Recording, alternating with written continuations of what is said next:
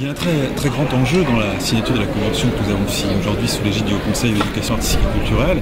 C'est évidemment que se rassemblent pour leurs projets à la fois l'éducation et la culture, les deux ministères qui représentent l'État, mais aussi cette grande première qui est d'associer une région qui ouvre aussi tout grand de ses portes à ses élèves, de la maternelle, j'allais dire, jusqu'à l'université, puisque c'est l'enjeu de cette convention essentielle pour pouvoir faire des circulations, les organiser, mais que tous les partenaires publics se rassemblent autour de cette question de l'éducation artistique et culturelle. Je crois que la ministre a montré tous les enjeux nécessaires de cette culture partagée. Tous les acteurs qui étaient présents ici ont bien ressenti cette question et ça me semblait très symbolique avec la rentrée en images de signaler aussi derrière le fait que cette rentrée se fait aussi sous l'égide de l'image qui a de plus en plus nécessité à être enseignée. L'éducation à l'image, l'éducation par l'image est quelque chose de tout à fait essentiel qui rentre bien dans les tenants et les aboutissants de cette question de l'éducation artistique et culturelle qui, comme vous le savez, repose sur trois piliers.